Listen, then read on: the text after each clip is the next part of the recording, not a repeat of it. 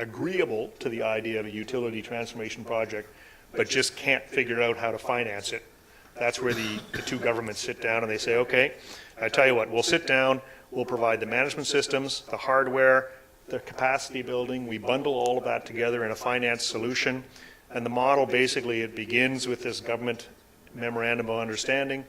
We then do a scoping mission where we sit and we work with the utility for a period of 6 to 8 weeks to understand the business case. And we won't go forward if it won't pay for itself. So we look to design something that is a positive solution. Based on that, we can then secure financing, because we secure financing in part through the partnership of the Canadian government. And then off we go and we deliver. And we have brilliant teams, both internationally and locally, that we put on site to work with you.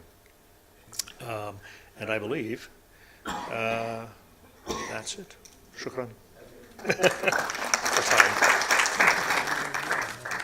Thank you, Wilson, for very excellent insight of what a smart utility should be. Very good presentation. I hope, all utilities, follow similar models, but, we still have a long way to go with some of our utilities. We have time for a couple of questions. If anyone would like to ask Wilson a question on how smart utilities can become. Okay, I have a quick one for you. Sure. I've seen the word smart being used, in many instances. Here it's in the instance of smart utility. In the next presentation, it would be smart pressure management. How does this translate in practice, in a utility? If we say this utility is smart, what does it actually mean? It's interesting because trying to give a short answer to this one. The difference, probably that one slide that I was showing where you saw these manual meters having a one-way discussion with a customer once in a while. Part of my view of how we use the term smart in the smart utility is the fact that the utility is actually using information. In the old model, with a manual meter or a property tax-based version or something, you're not using much of your information. And we're saying, even with a small investment in things like smart meters and a billing system that understands your customer environment, you're already a little smarter. You're starting to identify trends. You're getting these management dashboards. So you're using information in a way that we haven't. We often walk into utilities that have had a series of individual systems installed that operate in silos. They don't talk to each other. Management is pulling their hair out because they don't have that comprehensive understanding. So they're not moving forward proactively. You're not using information the way you could with a small investment. So.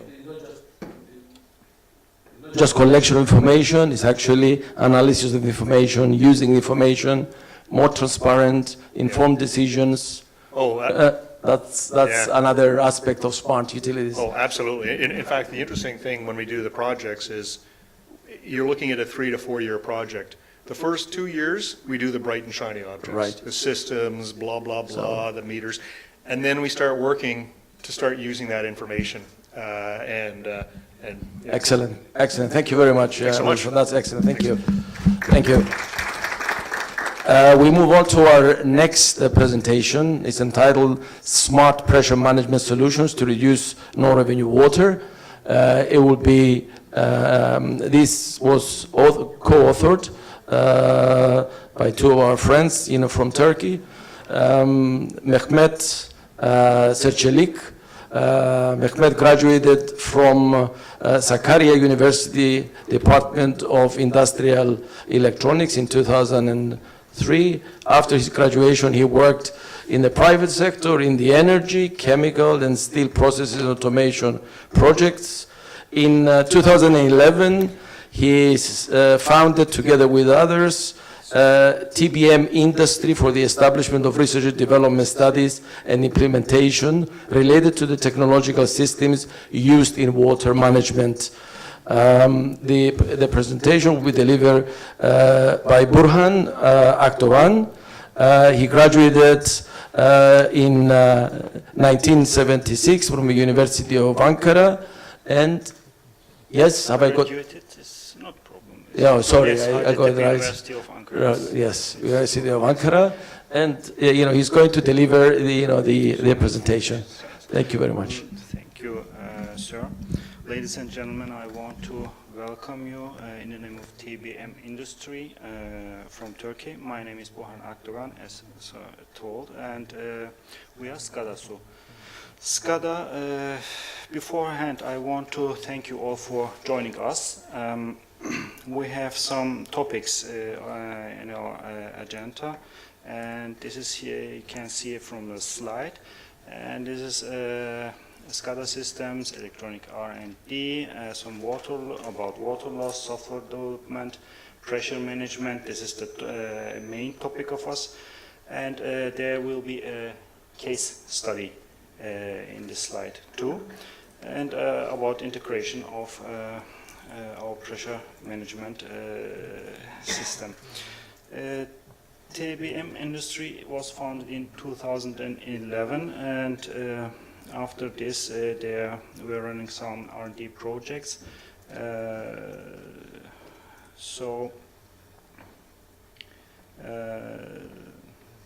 The area of our company is only and only clean water management and water systems. We are a member of ACATET, and ACATET is a member of TSITT, trenchless pipes, can I say?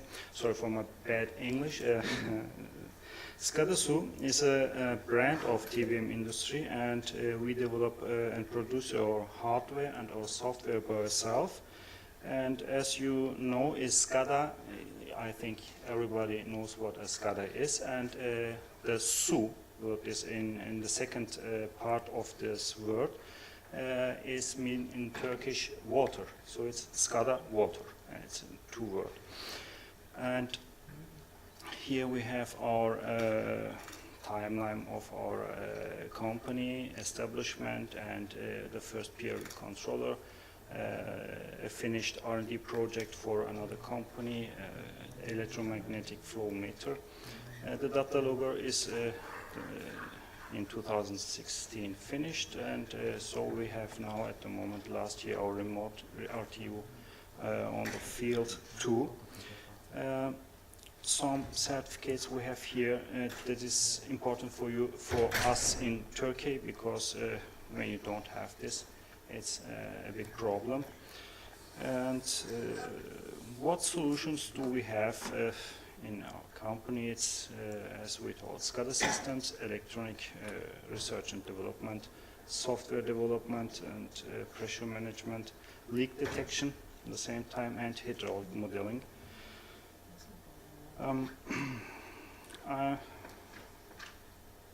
So this slide is, we can begin with the SCADA system. As you know, much of you know that the benefits of a SCADA system is the 6S. It is saving time, saving water, energy, human resources, saving fuel and maintenance. It's important. So here we have a small slide of our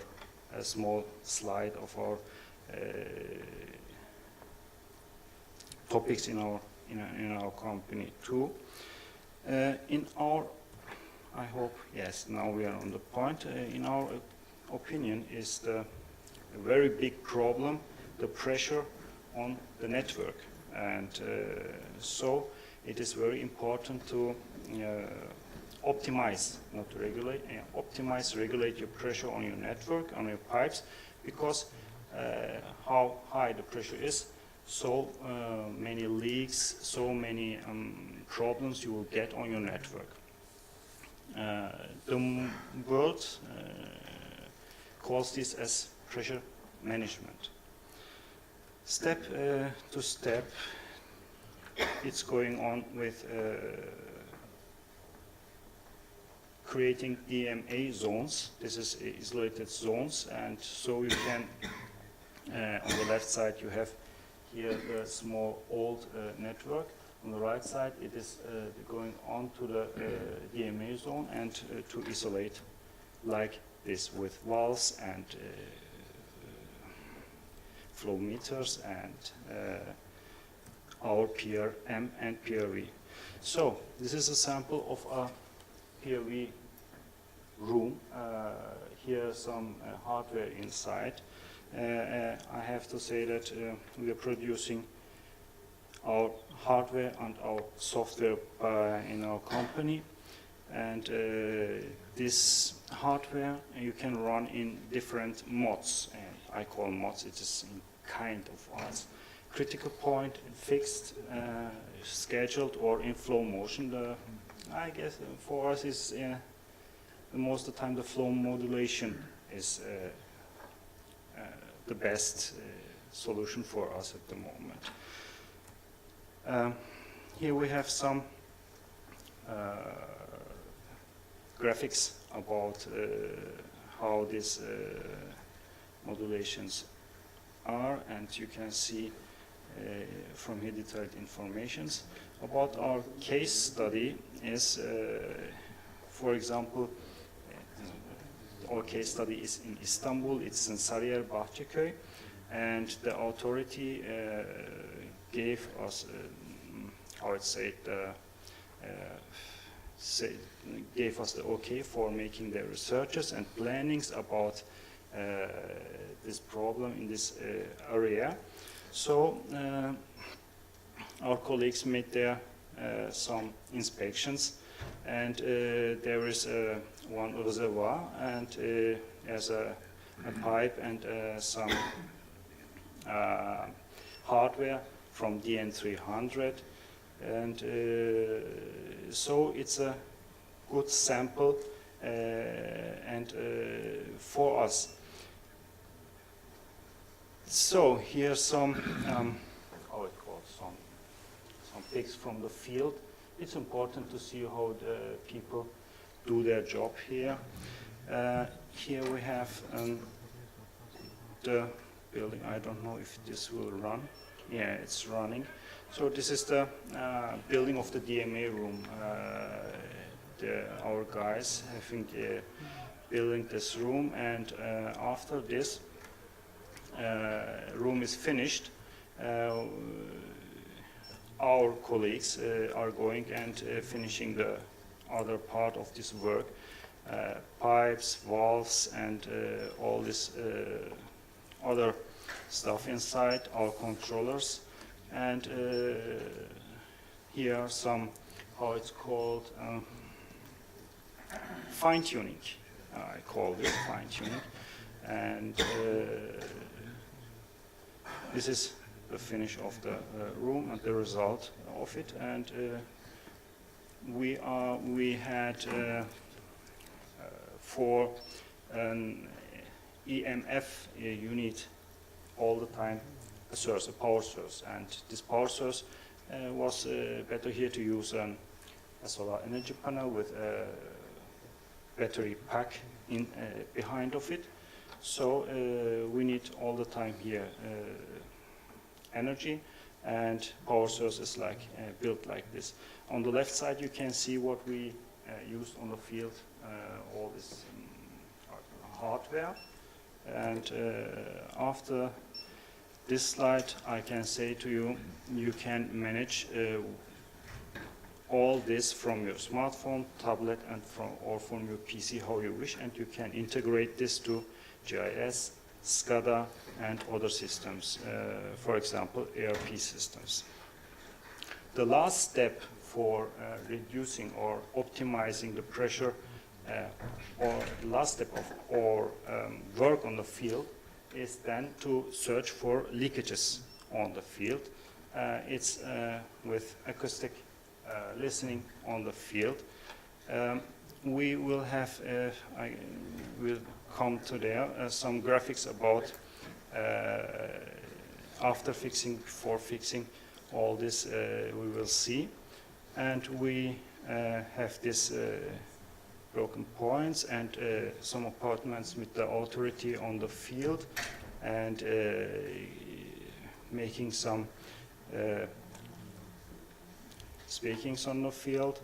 Here we have, for example, before this work, some measurements of the EMF, and it looks like when you have in the night flow, it is the minimum flow between, for example, 1 o'clock in the morning and 5 o'clock in the morning, 14.5 liter per second water consumption.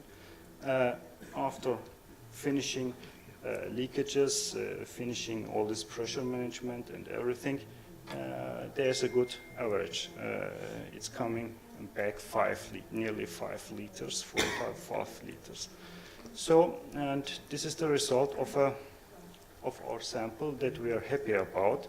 In percentage, we can get here some additionally numbers, as you can see here. I'm going this quickly through because I don't want to bother you. Integrated, the data can be shared and can integrate it into GIS, as I told, and SCADA systems. And ladies and gentlemen, thank you for listening and joining us, and sorry for my bad English again. Thank you. Thank you very much, Burhan. It was excellent presentation, and Thank you. there was no problem with the English. So don't keep apologizing for that. That was perfect. And thank you for the insight. You took us through the whole process of actually setting up a DMA and managing it, through pressure management and also leakage control. We tried to show some photos, some pics, and bring all this application or this case near to all our friends here in the room. Of course, yeah, that was good. Thank you for that. Any questions or comments, on the presentations? Yes, Lena. Yes, I just have a quick question about the case study or your work. Did you work in an environment with intermittent water supply? Non-continuous, like water supply that is not continuous? Not at the moment, not. No. It's all the time continuous water supply. We don't have such a problem. I hope I got the question correctly. Yes. It has continuous Supply. supply. No problem we didn't have. Yeah, okay, thank you. Thank you. Presumably there is not a similar problem in Turkey with water shortages like, in this region? No, in Turkey we don't have, but in Turkey we are officially we are not a rich country too. With water problem. Right. We have regular water, sources, but every country, every human has to take care about water, and if you save your water, you save your future. Right, that's absolutely correct. Just one comment, and maybe you can enlighten us on that. At the very end, you showed that a lot of information, including the reduction in pressure, reduction in losses, etc., goes into a software, that it integrates a lot of other information. It's web-based software. It's web-based. You can take from there all our graphics and all the results, Yeah. and it's getting our graphics. Okay, my question is, how is this operationalized? Do the leakage people and the pressure management people, they feed the information themselves into the program, or do they pass it on to a central department that deals, with the overall analysis that you've just shown? This analysis is flowing into our from the EMFs and the other devices into our server system, into Right. the database, and from these things, some settings after and after can be made Okay. step by step. And so we have seen here some percentages that went down and down, and so it is made step by step. I hope I did. Okay, yeah. So you have data and information from the field Yes. and from the people working, feeding into a central unit, and this unit analyzes the data and presents the graphs, etc. No one's feeding the system with it. It's running automatically. It's running automatically. Good. Thank you. Thank you very much. Thank you very much for this. Thank you. Good. We move on to our third presentation on NRW. It's entitled Advanced Approach for NRW, and will be presented by two of our colleagues, Engineer Ghazi and Engineer Mohammed. A few words about both. They're both experts, in their own fields.